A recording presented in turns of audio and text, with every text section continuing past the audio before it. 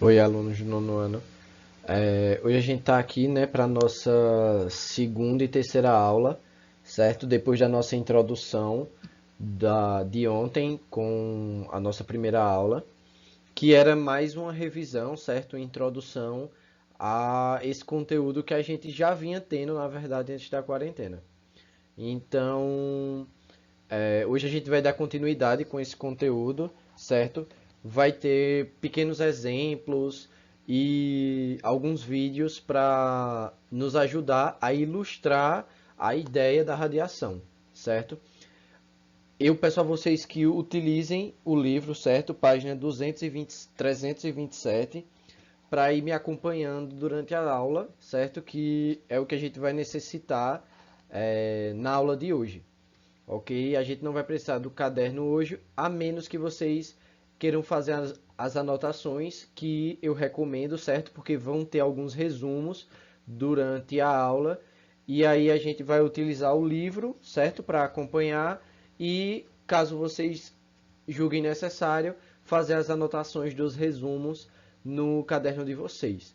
Então eu peço que se acomodem, certo? Como sempre, numa mesa e ou na cadeira na mesa do computador, no escrivaninha, para que a gente comece a nossa aula, ok?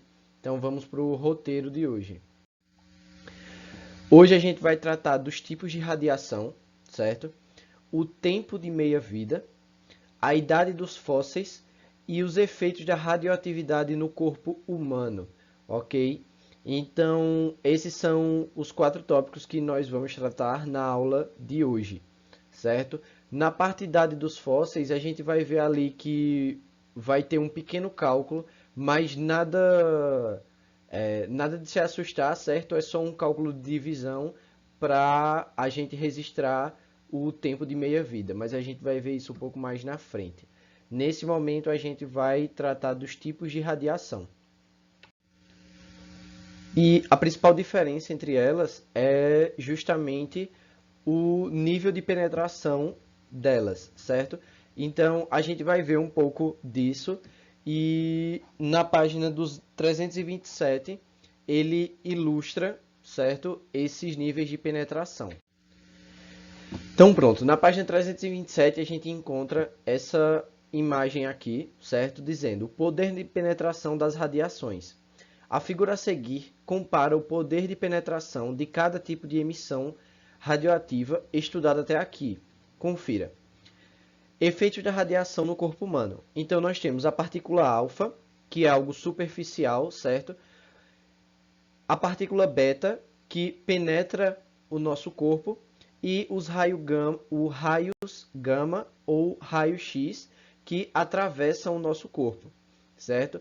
O que o raio-x não atravessa é justamente, por exemplo, os nossos ossos.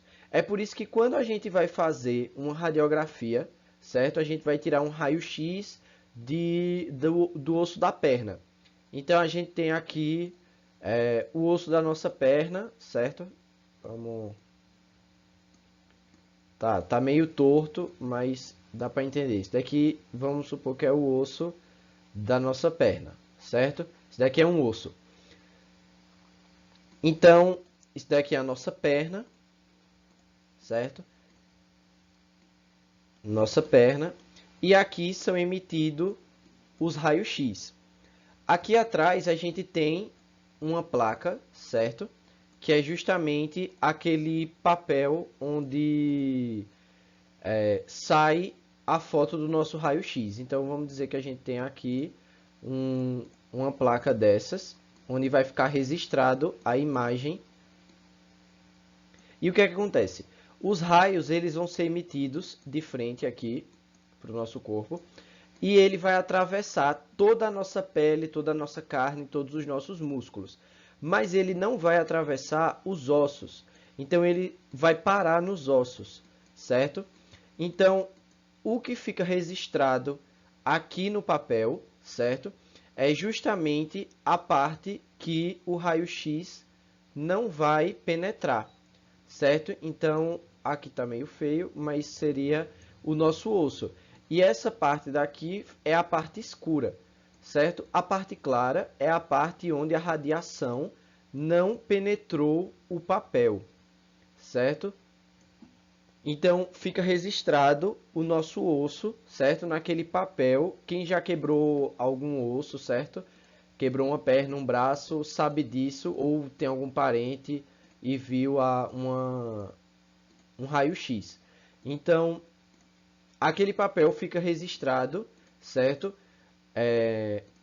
A parte escura é onde a radiação penetrou e a parte clara é onde a radiação não conseguiu penetrar. Então, voltando para aqui. Isso é o nível de penetração no corpo humano, certo?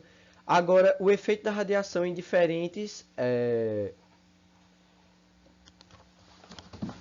materiais, certo? É porque não dá para enxergar aqui na imagem. Por isso que eu estou com o livro. Aí aqui a gente tem a partícula alfa, certo? Que ela não atravessa o papel. A gente tem a partícula beta, que ela não atravessa, por exemplo, o alumínio, mas atravessa o papel. E o raios gama, raio-x, que ela não atravessa o concreto, mas também aqui poderia ser o chumbo, certo? Aqui poderia ser o chumbo. Então, o raios gama, eles não atravessam qualquer superfície. Tem algumas superfícies que é possível, sim, amenizar o nível de penetração. Então, essas são as principais diferenças entre os níveis de radiação. É o nível de penetração desses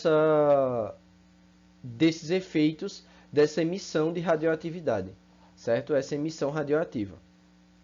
Então, para ilustrar isso, eu trouxe esse vídeo, certo? Tá, deu um pequeno erro aqui, mas voltando. Nesse vídeo vai ilustrar, certo?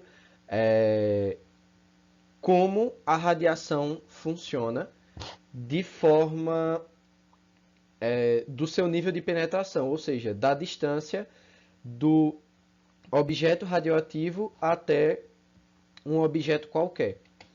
Então, perceba que esse objeto que ele está segurando, certo?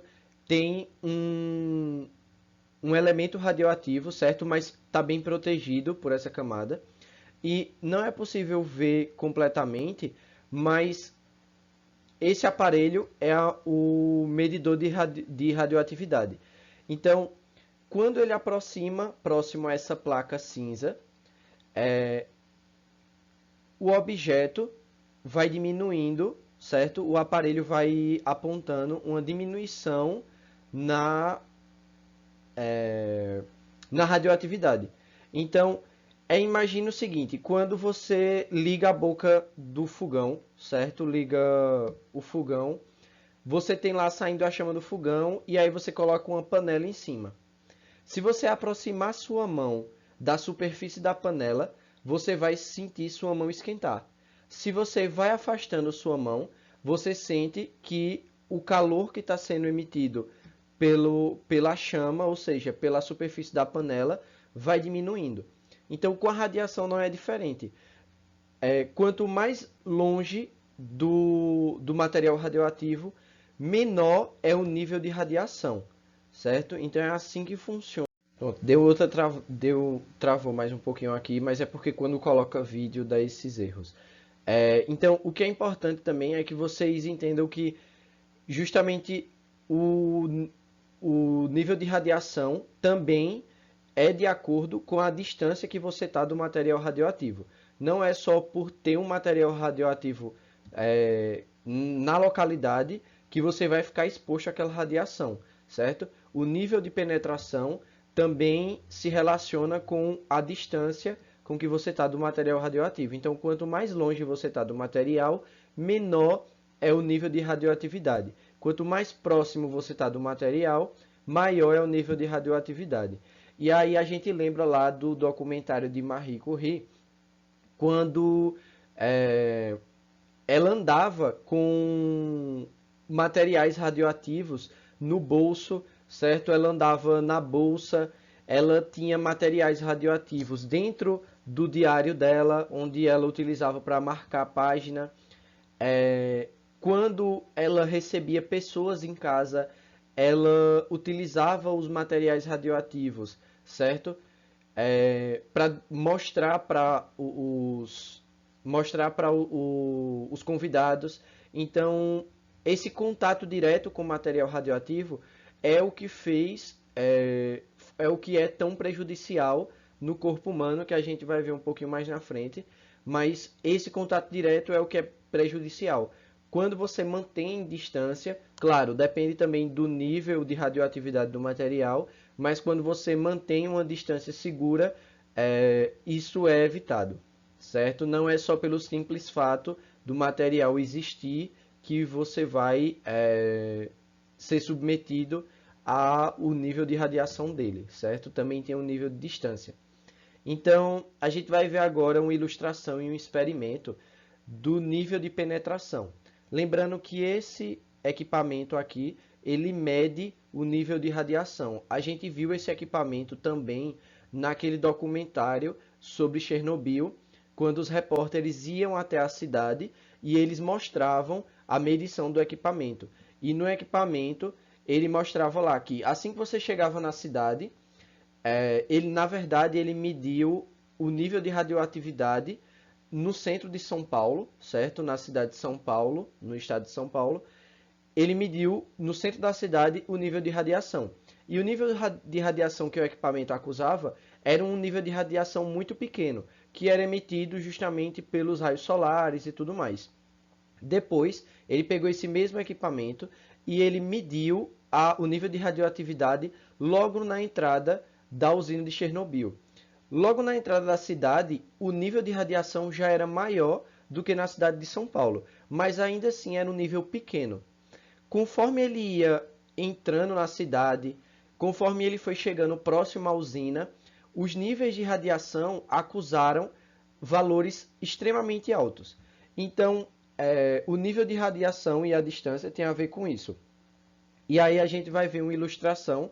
Então, vocês não vão conseguir enxergar no vídeo que eu vou mostrar do experimento o ponteiro do nível de radiação do equipamento se movendo, mas aí eu vou narrando para vocês. Então aqui é o nível de penetração, certo? A gente tem as partículas alfa, beta e gama. Aqui nesse primeiro experimento, ó, tá vendo aqui, é uma partícula alfa. Então perceba que quando ele bota uma folha de papel entre o objeto radioativo e o medidor de radioatividade, o medidor, o ponteiro, ó, ele está deslizando para cá, ó. Tá vendo? Então ele está caindo o nível de radioatividade. Esse daqui já era a partícula beta. E esse daqui é o gama. Então ele vai botar aqui uma placa de chumbo. E quando ele bota a placa de chumbo, ó, o ponteiro ele vai descendo a níveis mais baixos. Porque esse é justamente aquele experimento que a gente falou antes sobre o nível de penetração das partículas alfa, beta e gama. Então nesse experimento, se vocês acharem necessário também, depois eu posto o link desse vídeo completo. Quando ele tem um objeto radioativo, certo? Uma partícula alfa. E aqui em cima ele tem o equipamento que mede essa radiação. Eu vou fazer o desenho aqui, né, que fica melhor. Aqui eu tenho a partícula, aqui a partícula alfa, certo? A partícula alfa. Aqui eu tenho o meu equipamento, certo? Que ele está medindo o nível de radioatividade. Eita, que desenho lindo. Então aqui ele tem um equipamento que está medindo o nível de radioatividade. Nesse momento, o nível de radioatividade dele aqui, ele está recebendo diretamente da partícula alfa.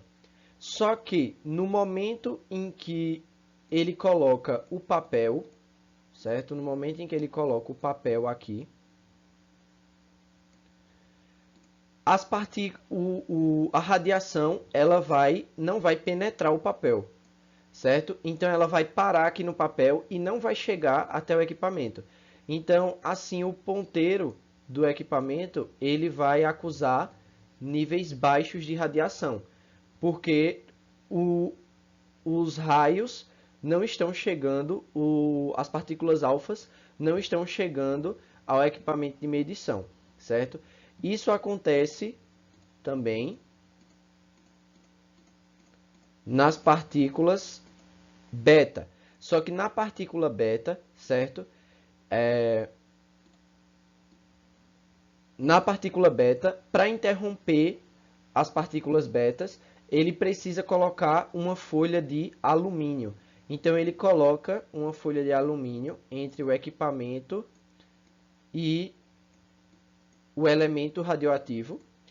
E esses raios, essas partículas betas, não vão atravessar o alumínio. E assim, essas partículas não vão chegar ao equipamento. Dessa forma, o equipamento aqui ele não vai acusar níveis de radiação alto. E a gama segue o mesmo princípio, certo? Ele coloca uma partícula gama, e emite a radiação. Só que a diferença é que a gama ela precisa de um objeto de uma espessura maior, certo? Maior espessura. E esse material ele é de chumbo, ou seja, precisa de um objeto com uma densidade muito maior para que os raios gama não o atravessem.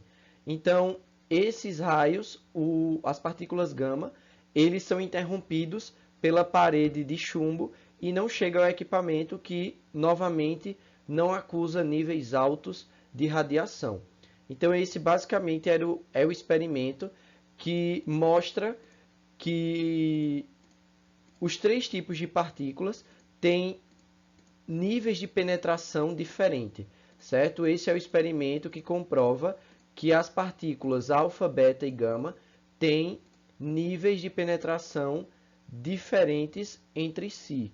Então, é assim que é feito o experimento para provar isso, certo? E o experimento que era para provar que a distância interfere no nível de radioatividade foi no vídeo anterior, onde conforme você vai afastando o objeto radioativo do medidor de radioatividade, esse nível de radiação também vai diminuindo. Então, esses são dois experimentos muito importantes, certo? Para comprovar os níveis de penetração e uma distância de segurança entre um material e outro, certo? Uma distância de segurança para que seja possível você chegar a uma distância segura de certo material radioativo. Então, vamos continuar a aula. Pronto. O tempo de meia-vida ele está diretamente relacionado com a radioatividade. Por quê? Todos os materiais orgânicos eles possuem radioatividade. Nós temos radioatividade no nosso corpo, as plantas têm, certo? No vídeo que eu vou mostrar a seguir, vai mostrar de onde vem essa radioatividade. Mas o que vocês precisam colocar na cabeça nesse momento é que todos esses materiais, eles possuem um nível de radioatividade, incluindo nós. Nós também temos um nível de radioatividade, só que é um nível de radioatividade muito pequeno. E no slide seguinte vai ter um vídeo mostrando de onde vem essa radioatividade. Então, o tempo de meia-vida é para você saber qual é a idade, para você saber a idade de objetos, Peraí que travou aqui. Deu uma travada. De artefatos, de objetos, de fósseis, certo? De ossos, de restos mortais.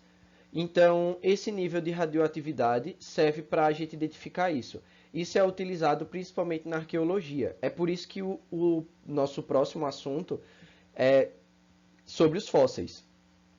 Porque esse tempo de meia-vida está diretamente relacionado a materiais muito antigos, onde para você identificar qual é a idade daquele material, você precisa estudar o tempo de meia-vida dele. Por quê? Porque o nosso corpo, certo? Vamos colocar nós como exemplo. Nosso corpo emite radiação.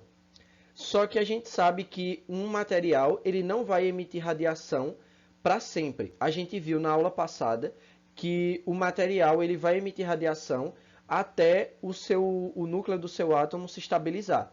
Então, nós estamos emitindo radiação, mas em algum momento nós vamos parar de emitir essa radiação.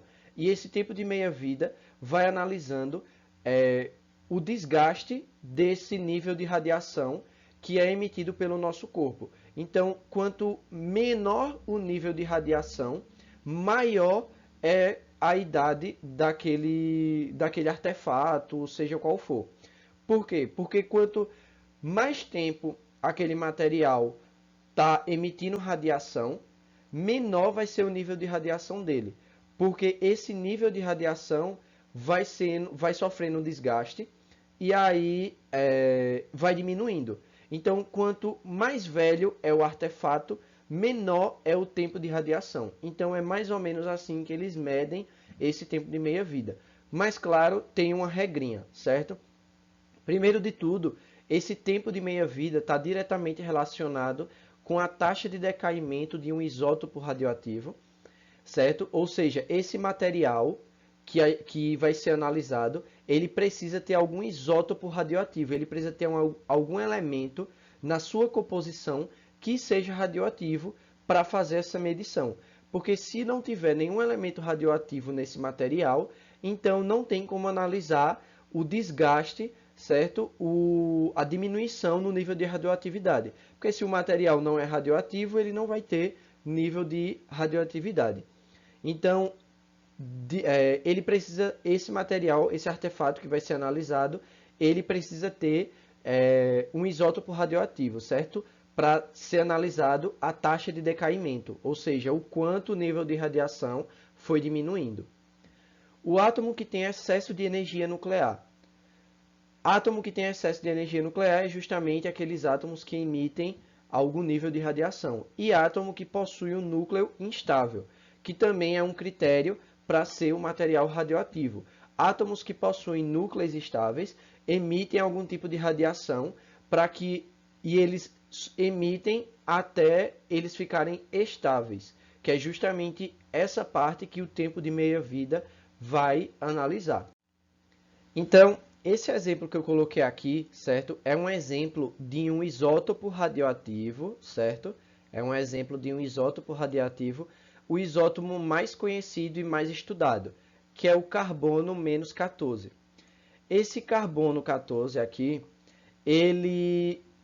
por que ele é mais conhecido? Porque ele está no corpo dos seres vivos. Então, quando vai analisar os fósseis, certo? É utilizado a taxa de decaimento do isótopo carbono-14.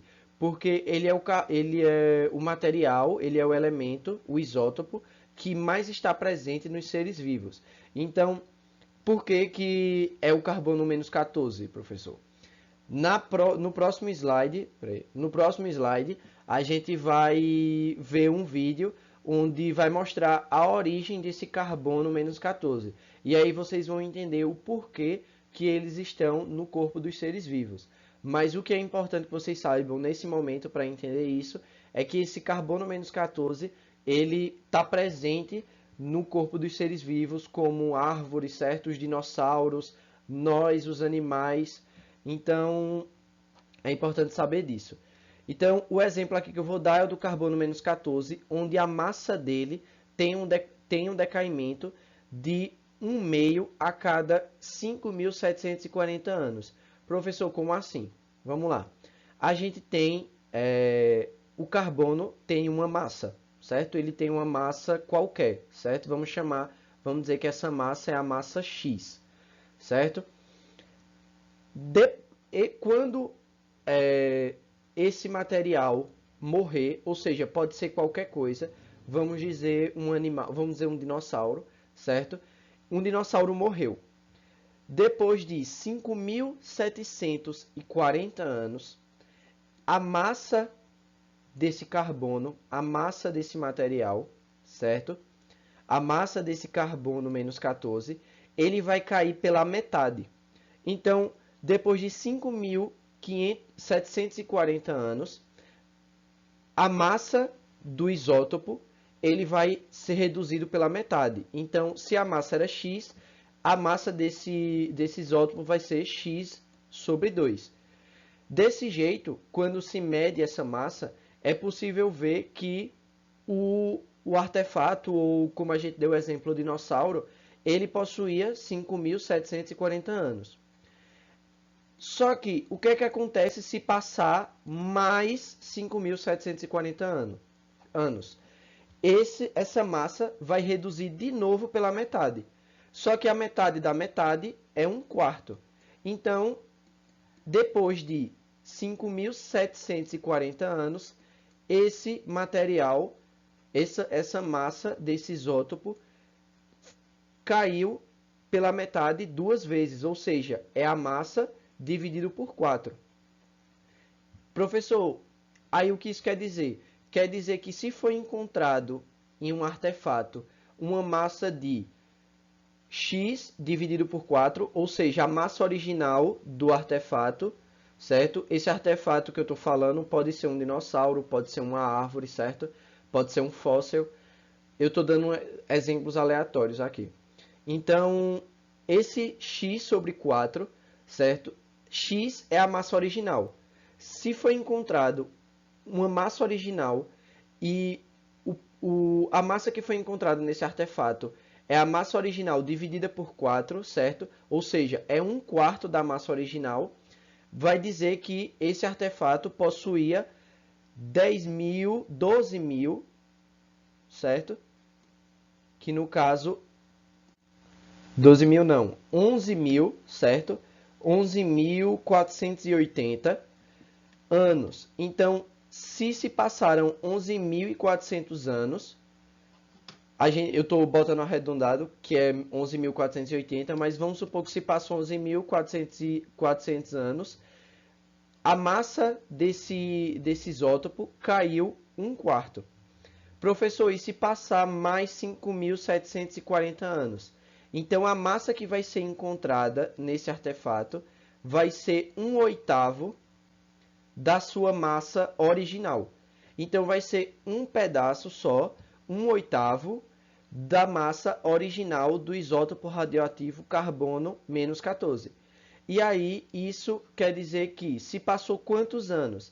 Se hoje fosse descoberto um fóssil que tem 1/8 da massa do carbono-14. Quantos anos esse fóssil teria?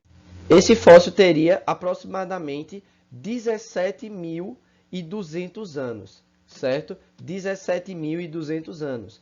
Por quê? Porque quanto menor a massa do carbono-14 que foi encontrado, maior é o tempo, certo? E esses anos que tem aqui são anos predatados, certo? Ou seja, é um estudo que foi feito onde mostra que o decaimento da massa da fração de meia vida, ou seja, metade da vida do carbono, é de 5.740 anos. Então, toda vez, no momento em que um animal morre, eu estou dando um exemplo de um animal, pode ser outra coisa. No momento em que um animal morre, a cada 5.740 anos, metade da massa do carbono 14 presente no corpo desse animal vai se reduzir pela metade. Toda vez que se passar 5.740 anos, vai se reduzir pela metade. Só que, se no primeiro ano reduziu metade, depois de 5.740 anos, vai ser reduzido novamente a metade da metade. E depois, assim por diante. Ou seja, logo nos primeiros 5.740 anos, foi reduzido 50% da massa do animal ou do artefato. Depois de mais 5.740 anos, foi reduzido em 75%, ou seja, só restou 25% da massa do carbono. Depois de mais 5.740, foi 12,5% da massa é o que resta. Depois ainda mais é 6,25 e assim por diante. Ou seja, esse tempo de decaimento ele vai diminuindo até ficar muito pequeno, infinitamente pequeno, até o nível de radiação ser completamente ignorado. Então, esse tipo de meia-vida serve justamente para essa datação. Ah, professor, então quer dizer que só dá para datar fósseis que são múltiplos de 5.740 anos? Não, certo? Por isso que tem valores aproximados. Às vezes tem datações precisas, exatas, mas a maioria das datações é estimado. Então é arredondado mais ou menos o valor da datação de um fóssil. E aí essa observação final aqui, quanto maior o tempo de decomposição após a morte, menor a quantidade de material radioativo. Tem uma tabela na página 328 que mostra outros compostos, certo? Eu falei aqui do carbono -14, mas na tabela da página 328 ele fala do potássio, do urânio, do césio, do cobalto, do iodo, do radônio e de dois tipos de radônio, na verdade. Então, nessa página 328, ele vai dar outro exemplo de isótopo radioativo. Esse exemplo que eu dei aqui foi do carbono -14 porque ele é o mais comum. E já já vocês vão ver por que ele é mais comum. Então, essa informação aqui, certo? Essa informação aqui, ela é muito importante, certo? Ela é muito importante, essa informação, certo? Que quanto maior o tempo de decomposição após a morte, menor a quantidade de material radioativo. Ou seja, um dinossauro morreu, certo? Quanto mais tempo ele... Pera, agora eu me confundi. Um dinossauro morreu. Quanto menor o nível de radioatividade, mais tempo faz que ele morreu. Então, quando o nível de radioatividade é muito pequeno, quer dizer que aquele artefato, como exemplo o dinossauro, morreu, quer dizer que ele morreu há muito mais tempo. Então, quanto maior o tempo de decomposição após a morte, menor a quantidade de material radioativo. Então, se um dinossauro morreu há muito tempo, o material radioativo dele é muito pequeno. Mas, por exemplo, se seu cachorro morreu há 10 dias, ele tem carbono -14 no corpo dele. Mas o nível de radioatividade do corpo desse cachorro vai estar muito alto, porque ele morreu só há 10 dias. E para a massa da quantidade de material radioativo começar a decair drasticamente, ele tem que ter morrido há vários anos, ok? Então, quanto maior o tempo de decomposição após a morte, menor a quantidade de material radioativo, certo? Se ficou um pouco confuso, certo? Tenta assistir de novo, mais devagar, na página 327 e 328, vai falar mais sobre isso também, certo? Mas vai falar e basicamente tudo isso que eu falei é o resumo do que tem nessas páginas. Mas caso reste alguma dúvida, você pode mandar lá para o plural, para que em outra aula eu volte aqui e reexplique toda essa questão, ok?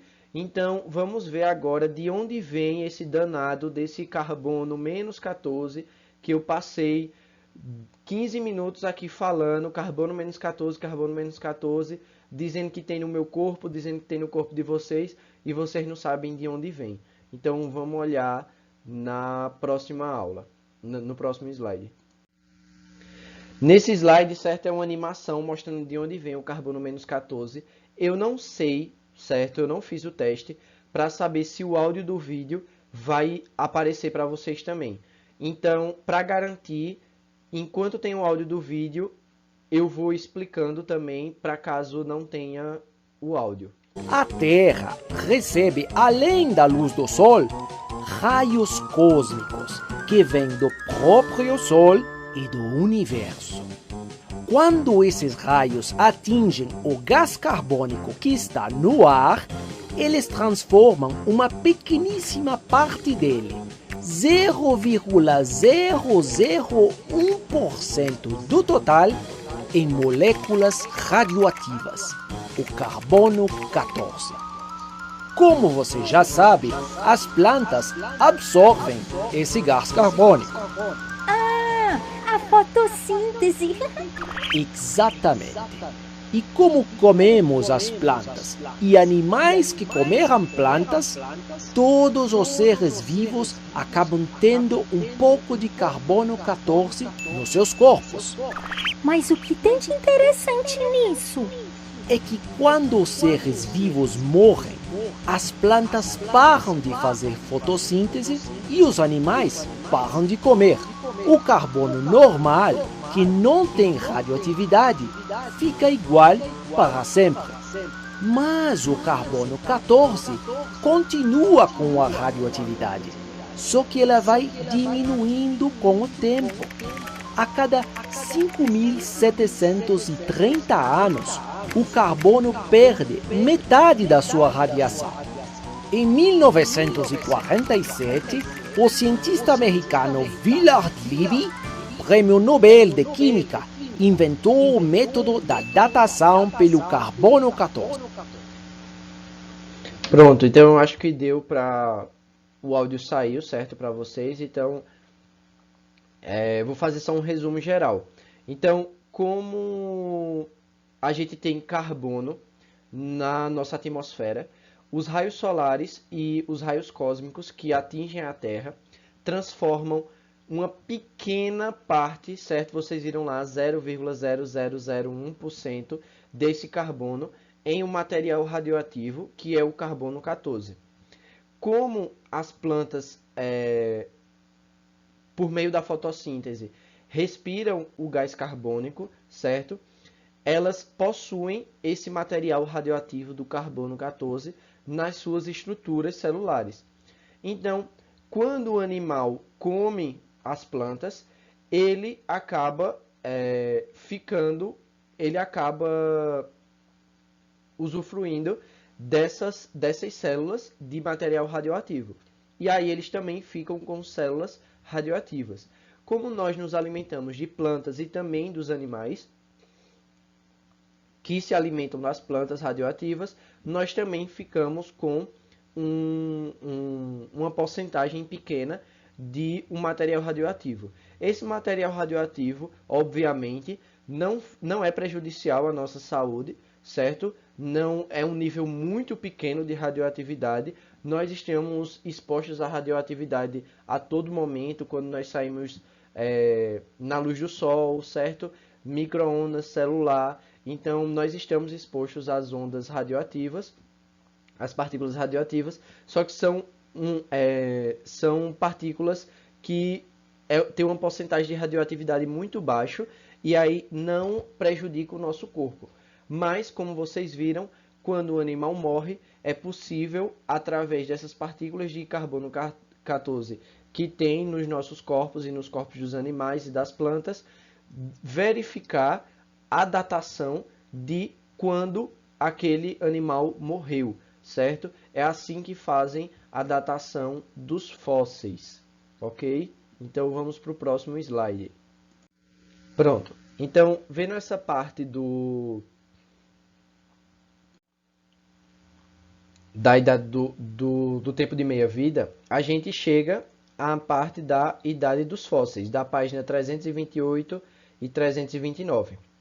Então, nessa parte da idade dos fósseis, é basicamente informando que o tempo de meia-vida, como eu falei, está diretamente relacionado à datação da idade dos fósseis. Então, é assim que a gente sabe que os dinossauros existiram há milhares de anos. Os restos, os fósseis que foram encontrados desses dinossauros, certo? Foram estudados e verificados e viram que fizeram um estudo da data do tempo de meia-vida e verificaram a idade desses fósseis. Só que, mesmo assim, a idade dos fósseis pode ser datada de duas formas, certo? É a datação relativa e a datação absoluta. A datação relativa tem a ver com comparação, certo? Determina a idade aproximada, comparando com rochas e fósseis semelhantes, cuja idade é conhecida. Então, é comparação. Você tem um fóssil que já tem uma data, e você vai pegar outro fóssil e comparar o estado desses fósseis. Se eles têm um estado semelhante, o estado que eu estou dizendo é o estado de decomposição. Se ele tem um estado de decomposição semelhante, então provavelmente eles têm aproximadamente a mesma idade. E a outra forma de datação é a datação absoluta, que determina a idade exata por meio da medição do decaimento de isótopos. Então eles vão pegar aquele fóssil, vão analisar a estrutura daquele fóssil, vai identificar qual é o isótopo radioativo que tem nele, na maioria das vezes é o carbono 14, e aí ele vai analisar o nível de radiação, certo? Então, o isótopo que tem nesse fóssil, ele vai ter uma massa. E aí ele vai pegar essa massa e ele vai ver qual é a massa que tem atualmente nesse fóssil. E aí, dependendo da massa, ele vai ver qual é o nível de radioatividade, ou seja, se é um fóssil de um dinossauro, por exemplo, o nível de radioatividade de um fóssil de dinossauro é muito pequeno e a massa do isótopo presente nesses fósseis também é uma massa muito pequena. Então, isso significa que esse fóssil é de milhares de anos atrás. Então, é assim que se faz a datação de fósseis, certo? É dessas duas formas. Tanto a datação relativa quanto a datação absoluta são conceitos muito importantes. Então, vamos para o próximo slide. Nesse slide, certo, é da página 329, e aí ele tem um exemplo aqui disso que eu acabei de dizer. Eu tenho um fóssil que ele coloca aqui um tronco, certo? Mas a gente vai dizer que isso aqui é um fóssil, obviamente. Então eu tenho um fóssil de idade zero. O que é um fóssil de idade zero? Quer dizer que ele morreu hoje, certo? Ele morreu hoje. Se ele morreu hoje, o nível de radiação que ele emite é de 100%. Porque se ele morreu hoje, não teve nenhuma decomposição. Então, a massa do isótopo que tem nesse fóssil ainda é 100%. Então, o nível de radiação dele é muito alto, é um nível de 100%. Se passaram 5.740 anos. Então, se passaram 5.740 anos, o nível de radiação desse fóssil que possui o carbono, certo? O carbono, na verdade tem escrito aqui, aí eu vou só sublinhar então. Tá aqui, ó, carbono. Pronto, tá aqui, carbono. Então, se é um carbono e se passaram 5.740 anos, o nível de radioatividade dele diminuiu pela metade, ou seja, 50%. A massa do isótopo radioativo desse material caiu em 50%. Se passaram mais 5.740 anos, ou seja, se passaram 11.460 anos. 11.460 anos. Ou seja, essa massa de 50% aqui caiu pela metade. A metade de 50 é 25. Então, se caiu 25%, isso quer dizer que a massa do isótopo radioativo, certo? E o nível de radioatividade desse isótopo caiu em 75%, restando apenas 25% dessa massa e desse nível de radioatividade. Se passaram mais 5.740 anos, ou seja, desde o dia que ele morreu, a idade 0, ele tem agora a idade de 17.190 anos, certo? Então, se passaram mais 5.740 anos, então quer dizer que a massa do isótopo radioativo e o nível de radioatividade desse isótopo caiu de 25%, caiu pela metade. E a metade de 25% é 12,5%. Então, a cada 5.740 anos, ele vai cair sempre pela metade. E caindo pela metade, certo? A quantidade de anos sempre vai aumentar. Sempre vai aumentar. Então, isso daqui eu já tinha explicado há alguns slides atrás, certo? E eu acredito que agora ficou também um pouco mais claro, porque tem a ilustração do desenho e tem na página 329. Nessa página 329 também tem esse exemplo, certo? Eu peço que vocês agora pausem o vídeo, respondam esse exemplo. Depois de responder o exemplo, volta para o vídeo, solta o vídeo e vê se acertou essa questão, certo? Essa questão está na página 329. Pausem o vídeo, respondam e depois voltem aqui. Eu vou esperar um pouquinho. Pronto. Garantindo que vocês fizeram, certo? Eu acredito que vocês já fizeram. Então, vamos fazer aqui. Em uma amostra, temos inicialmente uma massa de 100 gramas de carbono menos 14. Então, lembra lá, o carbono menos 14 é o isótopo radioativo. E esse isótopo radioativo tem uma massa. A massa que ele dá na questão é de 100 gramas. Então, essa amostra que ele está falando tem 100 gramas de carbono 14, ok?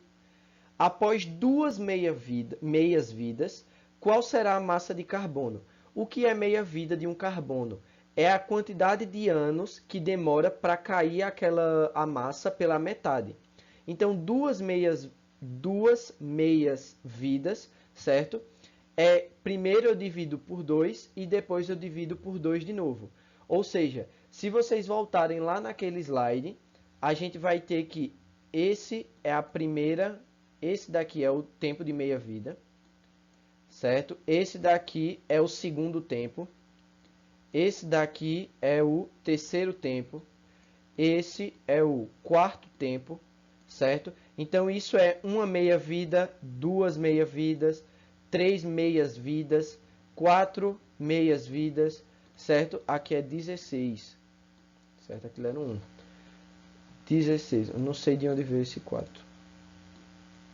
Pronto. Então, isso daqui é uma meia-vida, 2 meias-vidas, 3 meias-vidas, 4 meias-vidas. Então, apagando aqui, a gente vai ter que, qual é o que representa 2 meias-vidas? Voltando lá naquele slide, vocês vão ver, é esse daqui, certo? É 2 meias-vidas, é 1/4. Então, quer dizer que a massa do carbono, ela vai ser dividida por 4, certo? 100 dividido por 4, 25 gramas, certo? 25 gramas. Então, era isso que ele queria, ó. Qual será a massa de carbono menos 14? Outra coisa, não está pedindo na questão, mas outra coisa que a gente consegue descobrir é qual é a idade desse fóssil. Se esse fóssil só tem 25 gramas, certo? Então quer dizer que ele teve 2 tempos de meia-vida. Então a gente olha nesse desenho aqui, ó. No primeiro tempo de meia-vida, 5.740 anos. No segundo tempo, 11.460 anos. Então isso quer dizer que esse fóssil, ele tem 11.460 anos. Como a gente conseguiu descobrir isso? A gente conseguiu descobrir sabendo que é um carbono menos 14, certo? E aí a gente já sabe qual é o tempo de meia-vida do carbono menos 14. E sabendo qual era a massa do isótopo radioativo. Então, se a gente tem a massa do isótopo radioativo e a gente tem qual é o isótopo radioativo, certo? Na maioria das vezes é o carbono. Então, se a gente tem essas duas coisas, a gente consegue dizer qual é a massa, certo? E qual é o ano, porque aqui ele fala quantas meias-vidas essa amostra tinha, ok? Então, por isso que dá para descobrir tudo isso. Então, cada questão vai ter um detalhe, certo? Onde ele vai dar a massa, onde ele vai dar a quantidade de anos que se passaram, certo? Onde ele vai dar quantas meias-vidas aquela amostra tem. Então, cada questão vai dar coisas diferentes e aí vocês vão manipular e vão encontrar ou qual era a massa original da amostra, ou qual é o tempo de meia-vida, ou quantas meias-vidas tem aquela amostra, ou quantos anos aquela amostra tem, certo? Então, pode vir todas essas coisas. Então, continuando. Na página 330, a gente tem efeitos da radioatividade do corpo humano. Em pequenas quantidades, a exposição à radiação não oferece risco à saúde, que é no caso, por exemplo, a luz do sol, o carbono 14, certo? Mas em doses elevadas pode ser fatal. Conforme ocorreu com inúmeras pessoas em Chernobyl, em 1986, 30 pessoas morreram em aproximadamente um mês, e cerca de 1.800 foram diagnosticadas com câncer de tireoide em virtude da exposição à radiação, liberada durante um acidente nuclear. Em Fukushima, no Japão, estima-se que cerca de 20 pessoas foram expostas à radiação, embora não se possa estimar a gravidade e as implicações dessa exposição à saúde. Então, tem alguns efeitos colaterais, certo, à radiação, e a gente vai ver nos slides seguintes. Quanto aos efeitos dessa radiação atingir o corpo humano, é poder alterar o DNA das células, resultando em mutações genéticas. Mas não é algo lindo como acostumamos a ver nos filmes, mas algo assombrosamente espantoso e irreversível. Uma vez que a célula tem seu DNA alterado, ela apresentará defeitos e poderá morrer ou virar um câncer e talvez mudar a aparência da pessoa, pois a célula afetada irá reproduzir como as outras e espalhará para todo o corpo. Então, quando fala mutações genéticas, não é que nem o Homem-Aranha que foi mordido por uma aranha e virou o Homem-Aranha, não, tá? Não são os X-Men, certo? Não é a Capitã Marvel, nada disso. Então, também não é o Hulk. Então, quando você é exposto à radiação, suas células sofrem mutações e essas mutações podem fazer com que ela morra ou vire um câncer. E aí esse câncer ele vai multiplicar, certo? Ele vai multiplicar as células e vai passar isso para as outras células que também vão ficar doentes. Então não é algo bom ser exposto à radioatividade, certo? Não confiem nos filmes da Marvel. Tá, na página 330 tem alguns efeitos colaterais, certo, da radiação, ponto a ponto. Então, ó, primeiro ponto, rápida perda de cabelo em blocos ocorre após a exposição a grandes doses de radiação. Por isso que as pessoas que utilizam radiação para combater o câncer, certo, os tratamentos de câncer fazem com que as pessoas percam o cabelo, certo, porque elas são expostas a níveis de radiação.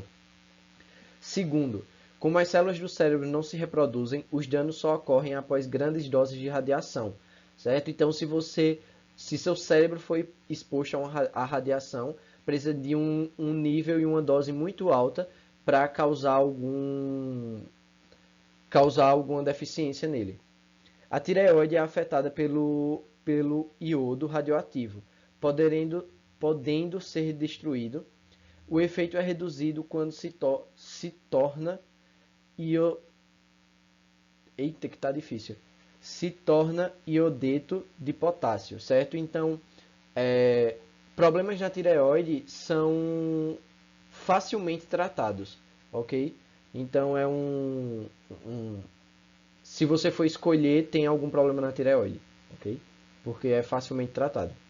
Após a exposição à radiação, as células de defesa linfócitos do sangue diminuem drasticamente. Os sintomas minha leitura tá um 10. Imitam uma gripe e podem persistir por até 10 anos e desenvolver risco de pneumonia. A exposição intensa causaria dano imediato a pequenos vasos sanguíneos, insuficiência cardíaca e morte, certo? Isso daqui é na parte dos pulmões ou do coração.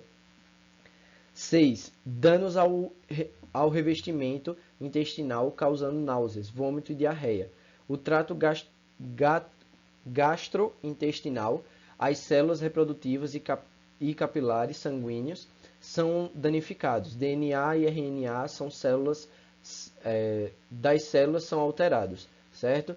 Então, nessa parte aqui do estômago é onde sofre aquela mutação lá que mostra no vídeo anterior. 7ª, as células reprodutoras, como estão frequentemente em divisão, são muito afetadas pela radiação. Algumas vítimas se tornam estéreis. Então, isso daqui também afeta o útero das mulheres, certo? Então, são basicamente alguns exemplos de pontos do corpo e alguns efeitos colaterais se exposto à radiação, tanto em baixa quantidade quanto em alta quantidade, certo? Gente, a gente encerra por aqui e na próxima aula a gente vai ter as aplicações da radioatividade na medicina e as aplicações da radioatividade na indústria.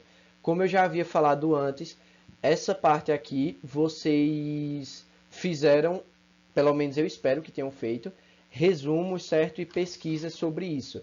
Então, quem achar necessário compartilhar sua pesquisa, curiosidades, coisas que não tem no livro e vocês acharam e pesquisaram, pode mandar mensagem para mim no plural e eu vou fazer o vídeo na aula falando sobre as curiosidades que vocês trouxeram, ok? Então, até a próxima aula. Eu espero que tenham gostado. Desculpa aí o quanto eu gaguejo, eu ainda estou me acostumando com os vídeos e eu não enxergo direito daqui porque tem uma luz absurda na minha cara e aí fica prejudicando a minha vista. Então, agradeço a atenção de vocês e até a próxima, ok? Tchau!